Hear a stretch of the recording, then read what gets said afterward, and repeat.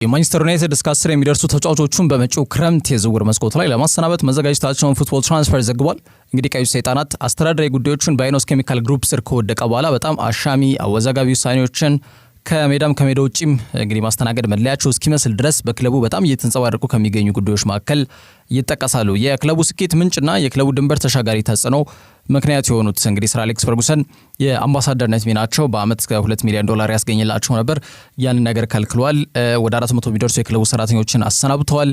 የክለቡን የአዲስ ዓመት በተለምዶ አዲስ ዓመት ዋዜማ ወይም በተለምዶ ክሪስማስ ዝግጅቶችንም ከልክሏል። እነዚህ የመሳሰሉት ወጪ ቁጠባ ላይ ወይም ኮስት ከቲንግ ሜዥር ላይ ትኩረት ያደረጉ አወዛጋቢ ውሳኔዎች የአይኖስ ኬሚካል ግሩፕ በተለይ ከመጣ በኋላ የክለቡን አዳራተኛ ድርሻ ከተረከቡ በኋላ ከወሰኗቸው በጣም አወዛጋቢ አሻሚ አነጋጋሪ ውሳኔዎች መካከል ይጠቀሳሉ። ታዲያ ስኳድ ኦቨርሆል ወይም ደግሞ የስብስቡ መልሶ ግንባታ ላይ ክለቡ ትልቅ ስራዎች ይጠብቁታልና ያንን የሚያከናውነው ደግሞ ሁሌም ቢሆን ዝውውር መስኮቶች በሚወጡበት ሰዓት ላይ ነው። ታዲያ በመጪው የዝውውር መስኮት ላይ ወደ 10 የሚጠጉ ተጫዋቾቻቸውን ከክለቡ ሊሸኙ መዘጋጀታቸው ተገልጿል።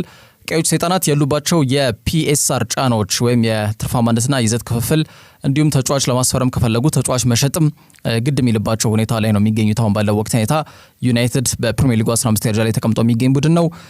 በፕሪሚየር ሊጉ የሚያገኘው ገንዘብ በየደረጃ ሰንጠረዡ ዝቅ እያለ ይመጣል። 15 ደረጃ ላይ እንግዲህ ቢያንስ 10 ውስጥ እንኳን ገብቶ አጠናቀቀ ብንል የሚያገኘው ገቢ ያን ያክል ትልቅ ይሆናል ተብሎ አይገመትም። ስለዚህ ያለበት የዩሮፓ ሊግ ሁለተኛው የውድድር ምዕራፍ ማለትም ደግሞ በዋንጫውም ከአንድም በላይ ጥቅም ያለው ነው ጉዳይ ነው። ዋንጫ ዝም ብሎ ዋንጫውን ከማሳካትም ባለፈ አንደኛ ገቢም ያስገኝበታል፣ ሁለተኛ ደግሞ ወደ አውሮፓ ሻምፒየንስ ሊግ መቀላቀሉን ያረጋግጥበታል። ያ ደግሞ ተጨማሪ ገቢ ክለቡ የሚያገኝበትን መንገድ ይዘረጋል ማለት ነውና ቢያንስ በእነዚህ አይነት እግር ኳሳዊ በሆኑ መንገዶች ብቻ የሚገኘው ገቢ ነው ተጫዋቹ ዝውውር ላይ ሊውል የሚችለው። ካልሆነ ደግሞ ተጫዋች መሸጥ ብቻ ነው ያለባቸው ቀሪ ጉዳይ ማለት ነውና ከዛ ጋር በተያያዘ ክለቡ 10 ሊደርሱ የሚችሉ ተጫዋቾቹን ከክለቡ ሊያሰናብት እንደሚችል ፉትቦል ትራንስፈር ዘግቧል። ከነዛ መካከል በአራቱ በግልጽ ታውቋል። ጆኒ ቫንስን ጨምሮ ቶም ሂተን፣ ክሪስቲያን ኤሪክሰን እና ቪክተር ሊንድሎፍ ናቸው። በተረጋገጠ ደረጃ ክለቡ ጋር ይለያያሉ ተብሏል። ከነዚህ ተጫዋቾች ቢያንስ ወደ 1 ሚሊዮን 2 ሚሊዮን ገደማ ቢያገኝ ይችላል ተብሎ ይገመታል። ክሪስቲያን ኤሪክሰንን ሳይጨምር በነፃ ነው ክለቡ የሚለቀው። ከዛ ውጭ አንቶኒ፣ ማርከስ ራሽፈርድ፣ ጄደን ሳንቾም ውላቸውን ቋሚ ሊያደርጉ እንደሚችሉ ይገመታል ባሉበት ክለብ ደስተኛ ከመሆናቸው ጋር በተያያዘ ማለት ነው። ከዛ ውጭ ካሴሚሮም ከክለቡ ጋር ይቆያል ተብሎ አይገመትም። በጣም ጡረታ ጊዜውን በሚገባ እየተወጣ የሚገኝ ተጫዋች ስለሆኑ ነው ብዙዎች የሚያነሱት። ከ300,000 በላይ ፓውንዶች ነው በየሳምንቱ የሚያገኘው። ስለዚህ ጥሩ ሁኔታ ላይ ነው የሚገኘውና ተጫዋቹ በተለይ ከክለቡ ጋር መለየት አይፈልግም። እንዲሁም አሁን ባለው ወቅት ሁኔታ ግን ክለቡ ተጫዋቹን ኦፍሎድ ያደርጉታል ተብሎ ነው የሚገመተው በክረምት የዝውውር መስኮት ላይ። ከዛ ውጭ ወጣቶቹ ኮቢ ሜኑ፣ አሌያንድሮ ጋርናቾን ጨምሮ ሜሰን ማውንት፣ ከዛ ውጭ ራስመስ ሆይለንድ በክለቡ የሚኖራቸው ዘለቀታዊ ቆይታ አጠራጣሪ ስለመሆኑም እየተገለጸ ይገኛል። ከዛ ውጭ ሊቨርፑል ሁለቱን የመሃል ተከላካይ መስመር ተጫዋቾቹን እንግዲህ በፈረንሳይ ሮያል ክለብ ሊነጠቅ እንደሚችል የሚጠቁሙ መረጃዎች እየወጡ ይገኛሉ። እንግዲህ መርሳይዱ ክለብ ሊቨርፑል የራሱን ተጫዋቾች በተለይ ለማቆየት ወይም ደግሞ ውላቸውን ለማደስ በጣም እየተቸገረ ያለበት ሁኔታ መነጋገር ይሆናል። ከራሱ ደጋፊዎች ባለፈ በሌሎች ደጋፊዎች ሳይቀር ግርምት ውስጥ እንዲገባ ያደርጋቸው ጉዳይ ስለመሆኑ መናገር ይቻላል። በተለይ የተጫዋቾቹን ውል ማድረስ ያልቻለበት እንቆቅልሽ ግራ አጋቢ ከመሆኑ ጋር በተያያዘ ማለት ነውና ሆላንዳዊ የቡድኑ አምበል ቨርጅል ቫን ዳይክ በሊቨርፑል የሚያቆየው ውል ሊጠናቀቅ ከ2 ወር ያነሰ ጊዜ ብቻ ነው የሚቀረው። ኮናቴ በበኩሉ ውሉ በቀጣይ ዓመት ነው የሚጠናቀቀው በ2026 ማለት ነውና የፈረንሳይ ተከላካይ መስመር ተጫዋች ኮናቴ በሊቨርፑል ጥሩ እንቅስቃሴ እያደረጉ ከሚገኙ ተጫዋቾች መካከል አንዱ ነው። ከቫን ዳይክ ጋር ደግሞ የፈጠረው ጥምረት አስደናቂ ነው እያየነው እንገኛለን። በተለይ ከፓሪስ ሴን ጀርሜንና ሪያል ማድሪድ ጋር ስሙ ሲያዝ መቆየቱ አይዘነጋም ኮናቴ። አሁን ደግሞ ክለቡ በተለይ የሁለቱን ተጫዋቾች ኮንትራት ማራዘም በሚለው ጉዳይ ላይ ከሚባለው በላይ ፈዟል። በተለይ የመርሳይዱ ክለብ ሊቨርፑል ማለት ነው። ታዲያውንም ሁለቱንም በተለይ ደግሞ የሊቨርፑል የተከላካይ መስመር ጥንካሬ ዋና መሰረቶችና የጀርባ አጥንቶች ናቸው ቢባል ብዙ ማጋነን ቫን ዳይክ እና ኢብራሂማ ኮናቴ በዝውውር መስኮቱ ሊያጧቸው እንደሚችሉ እየተገለጸ ይገኛል። የፈረንሳይ ሮያል ክለብ ፓሪስ ሴን ጀርሜን ዊሊያም ፓቾ የተባለ በጣም ጥሩ የተከላካይ መስመር ተጫዋች እንዳላቸው ተመልክተናል። ባሳለፈው ክረምት ነው ተጫዋች ያስፈረሙት። በጣም አስደናቂ እንቅስቃሴ እያሳየ ይገኛል። የእሱ አጣማሪ ነው ማርኪኒዮስ ጋር የፈጠሩትም ጥምረት አስደናቂ ነው። በአሰልጣኝ ሉዊስ ኤንሪኬ ስር እያየ ነው እንገኛለንና የክለቡ አንጋፋ የተከላካይ መስመር ተጫዋች ነው ብራዚላዊ የቡድኑ አምበል ማርኪኒዮስ። ያው የእድሜ ጥያቄ ቢነሳም ግን ሜዳ ላይ እሱ ጥያቄ እንዳይነሳ በማድረግ ጥሩ እንቅስቃሴዎችን እያደረገ ይገኛል ማርኪኒዮስ አሁን ባለው ወቅት ሁኔታ። ቢሆንም ግን ይህን መስመር ማጠናከር ፒኤስጂዎች ያሰቡበት ጉዳይ ነው። አይናቸውን ደግሞ ሁለቱም ተጫዋቾች ላይ ያሳርፏል ተብሏልና ሊቨርፑል ሊዘርፉ ነው ለያዘዋውሩ ሳይሆን ሊዘርፉ ቢባል ብዙ ማጋነን አይሆንም። ሁለቱንም በጣም ቁልፍ የሚባሉ ቋሚ ተሰላፊ ተጫዋቾቻቸውን ለማስፈረም እንቅስቃሴዎችን ጀምሯል ተብሎ የተገለጸ ነው የሚገኘው። በተለይ ሊቨርፑል ከአውሮፓ ሻምፒየንስ ሊግ ውድድር በፒኤስጂ አማካኝነት ሲሰናበቱ ከጨዋታው በኋላ ቫን ዳይክ ከፒኤስጂ ፕሬዚዳንት ናስር አልሄላፊና ከቡድኑ ቴክኒካል ዳይሬክተር ሉዊስ ካምፖስ ጋር መታየቱ በብዙዎች ጥርጣሬ ውስጥ እንዲገባ ያስገድዳቸው ጉዳይ ሆኗል። ከቨርጂል ቫን ዳይክ ጋር በተያያዘ ማለት ነው።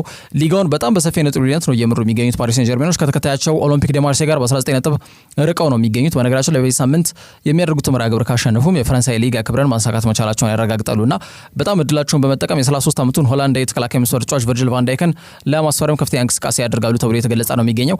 አንዳንድ ምንጮች ናስር አልሄላፊ እና ቫን ዳይክ የተነጋገሩት በጨዋታው ላይ በነበረው እንቅስቃሴ አድናቆት ለመግለጽ ያከለ እንጂ ከዛ ይዘለል አይደለም። ሲቀጥል ደግሞ ቫን ዳይክ በተለይ ደግሞ የፒኤስጂ የሚፈልጉትን መስፈርት አሟልታል ወይ የሚለውን ጉዳይ አጠያቂ ስለሆነ ዝውውሩ ብዙም ውሃ የሚያነሳ አይደለም በማለት ቢዘግቡም ግን ቫን ዳይክ የተለየ ተጫዋች ነው፣ ምንም ጥያቄ የለውም። በአሁኑ ሰዓት ዓለማችን ላይ ከሚገኙ ምርጥ ከሚባሉ ተጫዋቾች መካከል ወይም ተርታ ስሙ ይጠቀሳልና ፒኤስጂ ከዚህ በፊት እንደሚታወቀው ስፔናዊ አስደናቂ ተከላካይ መስመር ተጫዋች ሰርጂዮ ራሞስን በነፃ ማስፈረማቸው አይዘነጋም። እንደሚታወቀው ራሞስ በፓሪስ በነበረው የ2 ዓመት ቆይታ ሰፊውን ጊዜ በጉዳት ምክንያት አለመሰለፉ የሚታወቅ ጉዳይ ነው።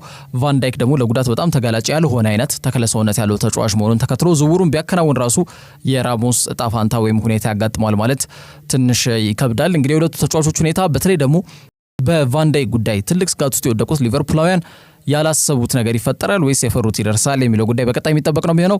የፈረንሳይ አየር ክለብ ግን ሁለቱንም ተጫዋቾች ኢብራሂማ ኮናቴን እንግዲህ ያው ፈረንሳይ መሆኑን ከግምት ውስጥ በመክተት በሀገር ውስጥ የሚገኝ አንድ ትልቅ ክለብን እንዲወክል እንዲሁም ጥሩ ገንዘብ ካቀረቡለት ዝውውሩ ሊጠቀም ወይም ደግሞ ድሉ ለመሞከርና ድሉ ለመጠቀም ጥረት ያደርጋል ተብሎ ይገመታል። ቫን ዳይክ ደግሞ 33 ዓመት ላይ ነው የሚገኘው። በክለቡ ኮንትራት እስካሁን አላደሰም። ስለዚህ በክለቡ ነፃ የለመልቀቅ ግዴታ ውስጥ ነው የሚወድቀውና በዚህ ሂደት ሁለቱን ተጫዋቾች ፓሪስ ሴን ጀርሜን በእጁ ለማስገባት ከፍተኛ እንቅስቃሴ እያደረገ እንደሚገኝ ለማወቅ ተችሏል። ከዛ ውጪ ማሪዮ ጊላ በክረምቱ መዳረሻው ፕሪሚየር ሊግ እንደሆነ የተገለጸ ይገኛል። በርካታ የፕሪሚየር ሊግ ክለቦች የዚህ አስደናቂ ተጫዋች ፈላጊ ሆነው ብቅ ማለታቸውንም ኮት ኦፍሳይድ ዘግቧል። በጣሊያን ሴሪያ ላዚዮ ቤት በጣም አስደናቂ እንቅስቃሴ እያሳየ ይገኛል። ማሪዮ ጊላ የተከላካይ መስመር ተጫዋች ስፔናዊ ዜግነት አለው። ማንቸስተር ሲቲን ጨምሮ በየሀገሮቻቸው ሀያል የሚባሉ ክለቦች ማለትም የፈረንሳዩ ፓሪስ ሴን ጀርሜን፣ የጀርመኑ ባየር ሙኒክ እንዲሁም የስፔኑ ሪያል ማድሪድ በጣም በጥብቅ እየፈለጉት ይገኛሉ ተብሏል። ስፔናዊ የተከላካይ መስመር ተጫዋች ጊላ በ2022 ክረምት ወር ላይ ነበር ላዚዮን የተቀላቀለው።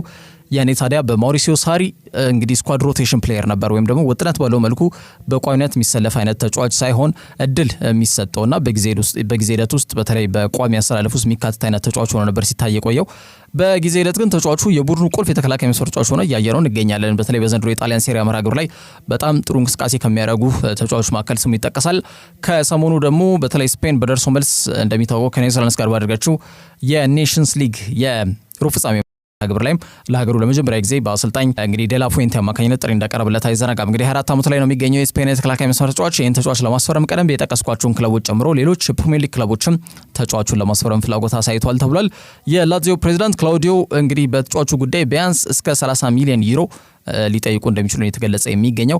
በስታዲዮ ኦሎምፒኮ የሚያቆየውም የተጫዋቹ ኮንትራት በ2027 የሚጠናቀቅ ነው የሚሆነው። እንግዲህ ተጫዋቹ ዘንድሮ በሁሉም ጨዋታዎች ወደ 34 ጨዋታዎች ላይ ተሰልፎ ተጫውቷል።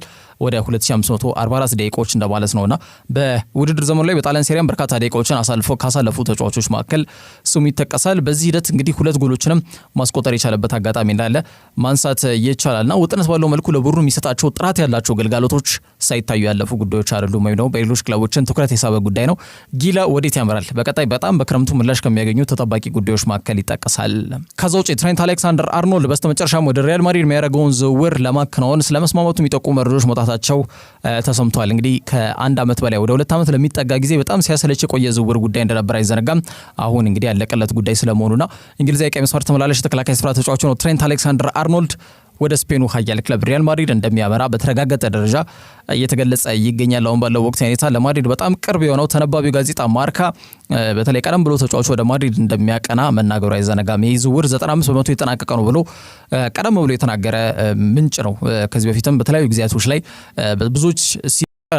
ብዙዎች ታማኒነትን ሳይሰጡት ሲቀሩ እሱ በተለይ በሚዘግባቸው ጉዳዮች ላይ ማለት ነው ይበልጥ ብዙዎችን እምነት ያገኘ ጋዜጣ እንደሆነ ይታወቃል። ማርካ ክርስቲያኖ ሮናልዶ ከማድሪድ ይለቃል ሲልም ወደ ጁቬንቱስ ያቀናል ሲባል ማንም እንዳላመነ ይታወቃል። ማርካ ነው ቀደም ብሎ የዘገበኝ ጉዳይና ለሪያል ማድሪድ ቅርብ የሆኑ ምንጮች እንዳሉት ይገመታል። የተነባቢ ጋዜጣ ማርካ የትሬንትንም ዝውውር ቀደም ብሎ ቬሪፋይ ያደረገው ይሄው ጋዜጣ እንደሆነ ይታወቃልና 26 ዓመት ላይ ነው የሚገኘው ትሬንት አሌክሳንደር አርኖልድ።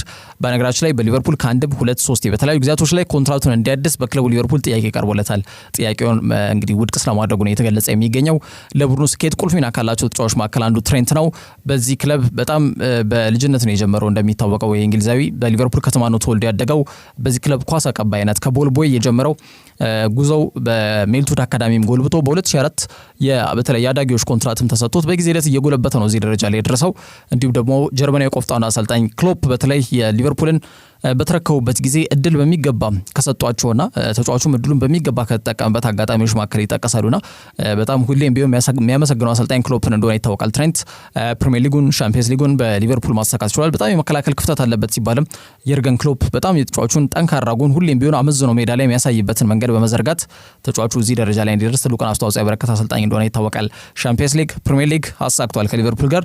አርኖልድ ከጓደኛው ጁድ ቤሊንጋም ጋር እንግዲህ ጋላክቲኮን ስብስብ የሆነውን የአውሮፓውን ኃያሉን ክለብ የፍሎሬንቲኖ ፔሬዝን ሪያል ማድሪድ ብላንኮሶቹን ወይም ደግሞ ሎስ ማሪንጌዎችን እንደሚቀላቀል መናገር ይቻላል።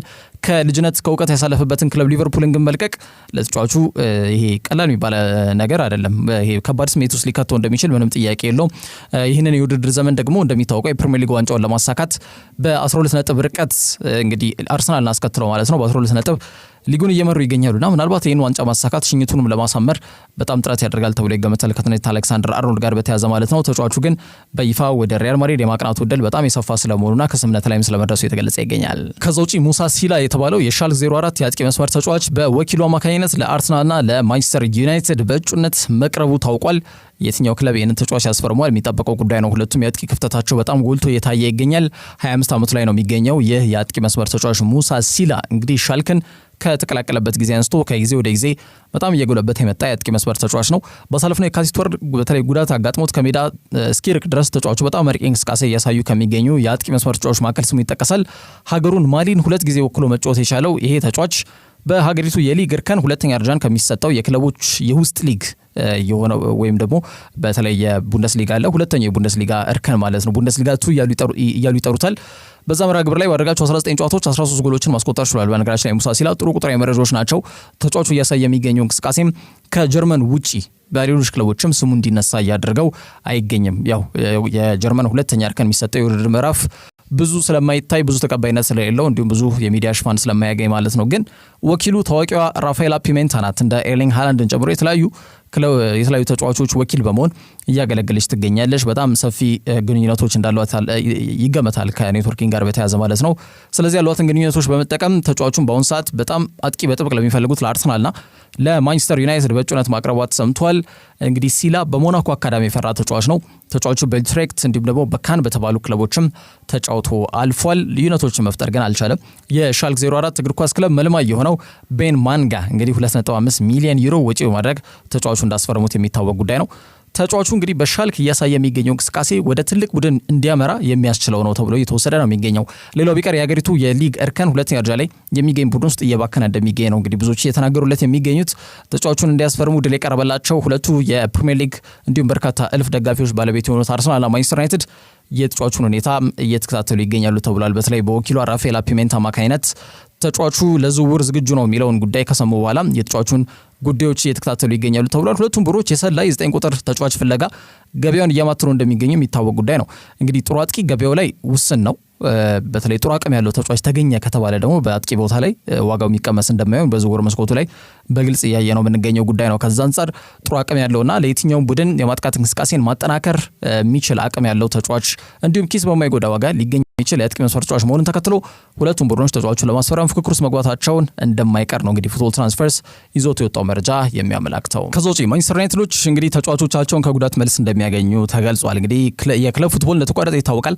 ከዛ አንስቶ እስኪመለስ ድረስ ወደ 16 ቀናቶች አሉ። በተጫዋቾች ጉዳት ደግሞ በጣም እየታመሱ ከሚገኙ ቡድኖች መካከል ዩናይትድ እየተጠቀሳልና ይሄ የረፍት ጊዜ ለዩናይትድ ጥሩ ነው ተብሎ ሊወሰድ የሚችልበት አጋጣሚ ነው ያለው። እንግዲህ ቀዩ ሰይጣናት ወደ 9 የሚጠጉ ተጫዋቾቻቸውን ሳያገኙ ሌስተር ሲቲን ማሸነፍ መቻላቸው አይዘነጋም። እንግዲህ ለመጨረሻ ጊዜ ባደረጉት የክለብ ፉትቦል ላይ ማለት ነውና በሌሎች መርሃ ግብሮች ላይ ደግሞ የሩበን አሞሪሙ ዩናይትድ ተቀያሪ ወንበር ላይ እንኳን በጣም አስደንጋጭ በሆነ መልኩ 1 ወይም 2 ብቻ የቡድን ቋሚ ተሰላፊ ተጫዋቾች ብቻ በሚያንስ ሌላው በጣም በወጣት በቢ ቡድን ጥሬ የተረጋላቸው ተጫዋቾች እንደው ቦታው ባዶ እንዳይሆን በሚል እንግዲህ ኦልድ ትራፎርድ ላይ እንዲሁ በተቀያሪ ወንበር ላይ ቁጭ ብለው ተመልክተናቸዋልና በተደጋጋሚ ሲታየን ቆየ ጉዳይ ነው። ታዲያ አሁን ወደ 7 የሚጠጉ ተጫዋቾቻቸውን ከጉዳት መልስ ሊያገኙ እንደሚችሉ የተገለጸ የሚገኘው በዋናነት ደግሞ ተስፈኛ ወጣት ኮቢ ሜኑ አንዱ ነው። ለ2 ወር ገደማ ከሜዳ እንደራቀ የሚታወቅ ጉዳይ ነው። ይሄ በጣም ተስፈኛ ወጣት እንግሊዛዊ አማካይ መስመር ተጫዋች ማለት ነው። አሁን ታዲያ ወደ ልምድ ስለመመለሱ ታውቋል። ዩናይትድ እንግዲህ ፕሪሚየር ሊጉ በቀጣይ ማክሰኞ ሲመለስ ወደ ሲቲ ግራውንድ አቅንተው በተለይ አውሮፓ ሻምፒየንስ ሊግን ለመሳተፍ ከፍተኛ ጥረትና እንቅስቃሴ እያደረገ የሚገኘው ኖቲንጋም ፎረስት ጋር ጨዋታቸውን ያደርጋሉ። ትሪኪ ኦፖነንት ነው ኖቲንጋም። በተለይ ኦልድ ትራፎርድ ላይም ዩናይትድ ማሸነፍ መቻሉ አይዘነጋምና ዘንድሮ በጣም ጠንካራ እንቅስቃሴና ጥሩ አቋም ላይ የሚገኝ ቡድን ከመሆኑ ጋር በተያያዘ ጨዋታው ጋጊ እንደሚሆን ምንም ጥያቄ የለውም። ጠንካራ ተጋጣሚ ነው ከፊታቸው ያለው። ታዲያ ከጉዳት ተመለሱ ተብለው የተጠቀሱት ተጫዋቾች እንግዲህ ልምድ ላይ ፊትነሳቸው ታይቶ ዝግጁ ከሆኑ ሩበን አሞሪም በዚህ ጨዋታ ላይ ሊጠቀምባቸው እንደሚችል እየተገለጸ ይገኛል። ከዛ ውጪ አይደን ሄቨንን ጨምሮ ሌኒ ዮሮ፣ ሃሪ ማጓየር፣ ግብ ጠባቂ ቶም ሂተን እንዲሁም ሜሰን ማውንት ከዛ ውጪ ደግሞ ፓትሪክ ዶርጉ ከቅጣት መልስ እንግዲህ ያገኛሉ ተብሏል። ከፓትሪክ ዶርጉ ውጭ ያሉት እንዳለ ጉዳት ላይ የነበሩ ተጫዋቾች ናቸው። ዶርጉ ግን ቅጣት ላይ የነበረ ተጫዋች እንደነበረ አይዘነጋም። ስለዚህ እነዚህ ተጫዋቾች ከጉዳትና ከቅጣት መልስ ያገኛል ተብሎ የተገለጸ ነው የሚገኘው። በሌስተሩ ጨዋታ ላይ እንደምናስታውሰው አንድሬ ኦናና ተጠባቂ የነበረው የዩናይትድ በተለይ ግብ ጠባቂ ቦታ ላይ ደርመንት የተባለ ተጫዋች ነው፣ የቡድኑ ቢ ግብ ጠባቂ ማለት ነው። ቶም ሂተንም አልታይ ባይንዲርም ጉዳት ላይ ስለነበሩ ማለት ነውና ዩናይትድ ምን ያክል በስብስቡ በጉዳት ማለት ነው በጣም ሳስቶ እንደነበረ አመላካሽ ነጥብ ነው። ከዛ ውጪ ስለ ሩበን አሞሪም ስለ ሉክ ሾው ማሳብ ሰጥቷል። በነገራችን ላይ ወደ ሜዳ ለመመለስ ተቃርቧል ሲል ነው እንግዲህ የተናገረው። ሾው እንግዲህ ዘንድሮ የካቲት ወር በኋላ እስካሁን ድረስ ወደ ሜዳ ላይ የነውም። ተጫዋቹ ዘንድሮ ለ4 ወር ለሚጠጉ ጊዜያቶች ላይ ለክለቡ ግልጋሎት አልሰጠም። 29 ዓመት ላይ ነው የሚገኘው። እንግዲህ ይህ እንግሊዛዊ ወደ ልምድ ተመለሰ ሲባል እንደገና የጡንቻ መሳሳቢ ያገረሽበታል። አሁንም ከሜዳ ርቆ ነው የሚገኘውና በርካታ አይነት ደጋፊዎች በሉክ ሾው ጉዳይ በጣም ተስፋ ቆርጠዋል አሁን ባለው ወቅት ሁኔታ። ምክንያቱም ተጫዋቹ ካሁን በኋላ የነበረውን አቅም በሚገባ ያገኛሉ የሚለው ትልቁ ጥያቄ ነው። እድሜም እየሄደበት ነው የሚገኘው ባለው ወቅት ሁኔታ። ሉክ ሾው ጥሩ እንቅስቃሴ በሚያደርግባቸው ጊዜያቶች ላይ ጉዳት እንደ ልብ በተለይ ውጥነት ባለው መልኩ ለክለቡ ግልጋሎት እንዳይሰጥ እንቅፋት ሲሆንበት በተደጋጋሚ እየተመለከተ እንገኛለን። ባለፉት ዓመታት ላይም ሉክ ሾው ለክለቡ ከሰጠው ግልጋሎት ይልቅ በጉዳት የታመሰበትና ከሜዳ የራቀበት ጊዜ እንደሚያመዝን ብዙዎች ይናገራሉና የዓመት እስከመጠናቀቁ በፊት ወደ ሜዳ ይመለሳል ወይ የሚለው ጉዳይ የሚታይ ነው የሚሆነው። ለመጨረሻዎቹ 2 ወራት ነው የሚቀሩት። እንግዲህ የክለብ ፉትቦል ሊጠናቀቅ ግንቦት ወር ላይ ይጠናቀቃል። የአውሮፓ ሻምፒዮንስ ትንሽ ገፋ ይላል። በአጠቃላይ ሰኔ ወር ላይ እንግዲህ የክለቦች ዓለም ዋንጫ እንደሚጀምር የሚታወቅ ጉዳይ ነው። ስለዚህ ውድድር ዘመኑ ከሰኔ በፊት የሁሉም ሊጎች ይጠናቀቃል ተብሎ ነው የሚገመተው። ማለት ከ2 ወር የዘለለ ጊዜ አይደለምና የዩናይትድ እንቅስቃሴ ምን ይመስላል የሚለው ጉዳይ በቀጣይ የሚጠበቅ ነው። ተጫዋቾቹን ከጉዳት መልስ ማግኘቱ በተለይ ለሩበን አሞሪም በሚወዳደሩበት ብቸኛው የዋንጫ መድረክ በሆነው ዩሮፓ ሊግ በተለይ ለዩናይትድ ወቅታዊ ሁኔታ ይሄ ዋንጫ ጥቅሙ ዘርፈ ብዙ ነው። በዚህ ውድድር ምዕራፍ ላይ ከሩብ ፍጻሜው ባለፈ እንግዲህ ኦሎምፒክ ሊዮን ትሪኪ ኦፖነንት ነው። የፓውሎ ፎንሴካ ቡድን በደርሶ መልስ ግሩፓማ ስቴዲየምና ኦልድ ትራፎርድ ላይ ጨዋታቸውን ያደርጋሉ። ከዛም ባለፈ ዋንጫውን ለማሳካት በሚያደርጉት ጥረት ቀደም የጠቀስኳቸው ተጫዋቾች ትልቅ አጋዥ ኃይል እንደሚሆኑም ይገመታል። ከዛ ውጪ አርሰናል ኒኮ ዊሊያምስን ለማስፈረም ከየትኛውም ክለብ በላይ ከፊት እንደሚገኝ የጀርመኑ ተነባቢ ጋዜጣ ቢልድ ማረጋገጫ ሰጥቶበታል። በሀገረ ጀርመን በተለይ ከሚገኙ ጋዜጦች መካከል በትልቁም በተነባቢነቱም ከፊት የሚጠቀሰው ቢልድ እንደሆነ ይታወቃል። ባየር ሙኒክ ኒኮ ዊሊያምስ ለማስፈረም ጥረት ላይ እንደነበር ገልጿል። ተጫዋቹ ራሱ እንዳሳመነና ወደ ሰሜን ለንደን የማምራት እድሉ ግን አሁን የሰፋ ስለመሆኑን አያይዞ እንግዲህ ዘግቧል ማለት ነው። እንግዲህ የሰሜን ለንደኑ ክለብ አርሰናል በውድድር ዘመኑ የፊት መስመራቸው በጉዳት ምክንያት በጣም መንምኖና ሳስቶ የማጥቃት እንቅስቃሴያቸው ጥያቄ ውስጥ መውደቁ የሚታወቅ ጉዳይ ነው። በሊጉ መሪ ሊቨርፑል ጋር በ12 ነጥብ መራቃቸው አይደለም በጎል ራሱ በ16 ጎል አንሰው 53 ጎል ያስቆጠሩት በእንግሊዝ ፕሪሚየር ሊግ ዘንድሮ 2ኛ ደረጃ ላይ ተቀምጦ ይገኛል። እንግዲህ አንሽሎት ታሪክ ይወቅሰናል። ቢያንስ እዚህ ደረጃ ላይ ደርሰን ዋንጫውን አለማሳካትና በታሪክም ተወቃሽ ላለመሆን ስንል ነው በቀጣይ ጨዋታዎች ላይ ጥርሳችን ነክሰን እያንዳንዱ ጨዋታ ለማሸነፍ ወደ ሜዳ መንገቡ ሲል ከሰሞኑ የሰጠው ጋዜጣዊ መግለጫ ላይ ያነሳቸው ነጥቦች እንዳሉ ይታወቃል። ሊቨርፑል የ2024-2025 የእንግሊዝ ፕሪሚየር ሊግ ለማሳካት 5 ጨዋታዎችን ቢያንስ ማሸነፍ መቻል እንዳለበት ይታወቃልና ካለፉት 2 የውድድር ዘመኖች አርሰናል ጥሩ ትምህርት በመውሰድ ስብስባቸውን በቁጥርም በጥራትም ያሻሽሉበታል ተብሎ ይገመታል። በዚህ ሂደት በተለይ በቴክኒካል ዳይሬክተርነት ሚና ላይ አንድሪያ ቤርታን ሾመዋል። ይበልጥ ከሚኬል አርቴታ ጋር የቡድኑ ክፍተት ምንድነው የሚለውን ነገር ከተነጋገሩ በኋላ በግልጽ አመራሮቹ ላይ የገንዘብ ወይም ደግሞ የዝውውር ሂሳብ እንዲበጀትለት ጥረት በማድረግ ዝውውሮችን፣ ድርድሮችን መቋጨት ትልቁ የቤት ስራ ይሆናል ተብሎ ይገመታል። በዚህ ሂደት ኒኮ ዊሊያምስ የሚኞት ዝርዝራቸው በተለምዶ ዊሽ ሊስት እየተባለ የሚጠራው ጉዳይ ላይ ስሙ ከፊት ከሚገኙ ተጫዋቾች መካከል ይጠቀሳል። ባየር ሙኒክም ያው ተጫዋቹ ላይ ፍላጎት አላቸው፣ ግን የቡድኑ ስፖርቲንግ ዳይሬክተር ማክስ ኤበርል መጀመሪያ እንደ ኪንግስሌ ኮማን አይነት ተጫዋቾችን መሸኘት መቻል አለበት። እነዚህን ተጫዋቾች ሳይሸኝ ሰርጅ ናብሪን በክለቡ ጋር የሚቆይበት እድል ጠባብ ነው ተብሎ የተገለጸ ይገኛል። እንዲሁም ናብሪ በጣም አሁን ባለው ወቅት ሁኔታ ክለብ እየፈለገ የሚገኝ ተጫዋች ነው ተብሎ ነው የተወሰደ የሚገኘው። ኮማን አለ። ሊሮይ ሳኔ ኮንትራቱ ጉዳይ እስካሁን እልባት አላገኘም። እርግጥ ከስምምነት ላይ ለመድረስ ተቃርቧል ተብሎ ሲገለጽ የቆየ ጉዳይ እንደሆነ ይታወቃል። ስለዚህ እነዚህን የክንፍ አጥቂ መስመር ተጫዋቾች ሁኔታ እልባት ሳይሰጠው ሌላ ተጨማሪ ተጫዋችን ለማስፈረም በፉክክር ላይ የሚገኝ ቡድን ይሆናል ተብሎ አይገመትም ባየር ሙኒክ ማለት ነው። ከዛ ጋር በተያያዘ አርሰናል አሁንም ቢሆን ከፊት ኒኮ ዊሊያምስ ለማስፈረም የሚገኙ ክለቦች ስለመሆናቸው ማሳያ ጉዳይ ነው። በአርሰናል ስብስብ ውስጥ ጋብሪኤል ጄሱስ ለጉዳት በጣም ቅርብና ተጋላጭ ተጫዋች ነው። ሃቨርትዝ ታማኒነት የሚጣልበት ጨራሽ አጥቂ አይደለም። ከዛ ውጭ ማርቲኔሊ የሚታየው ወጥነት የሌለው የሜዳ ላይ እንቅስቃሴ በአጠቃላይ የመድፉን የማጥቃት እንቅስቃሴ ውስጥ ጥያቄ ምልክት በአጠቃላይ ከተቱ ጉዳዮች ከሆኑ ሰነባብተዋል። ብራዚላዊ ማርቲኔሊ በየ227 ደቂቃዎች ነው እንግዲህ ጎል የሚያስቆጥረው። በአጠቃላይ እስካሁን 7 ጎል አስቆጥሮ 4 ኳስ አመቻችቶ አቀብሏል። ኒኮ ዊሊያምስ በበኩሉ በ162 ደቂቃዎች ላይ ነው እንግዲህ የጎል ተሳትፎች የሚኖሩት ማለት ነው። በአጠቃላይ በዚህ በ162 ደቂቃ 9 ጎል አስቆጥሮ 7 ኳስ አመቻችቶ አቀብሏልና ጥሩ አቅም ያለው ተጫዋች ነው። ብዙ ጊዜ የክንፍ አጥቂ መስመር ተጫዋች ሆኖ ኳስ በሚይዝበት ሰዓት ላይ ማርቲኔሊ ብዙ ጊዜ ኳስ ይመልሳል።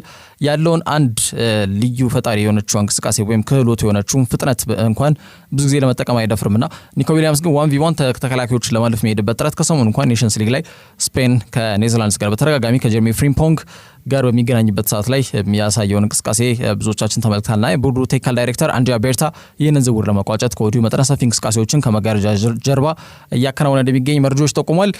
ቢልድ ደግሞ አርሰናል ከፊት እየመራው ክለብ ነው ለኒኮ ዊሊያምስ ሲል ዘግቧል። ለዛሬ ያዘላችሁ ስፖርታዊ መረጃዎች እነዚህን ይመስላሉ። በያላችሁበት ጥሩ ጊዜ ነው።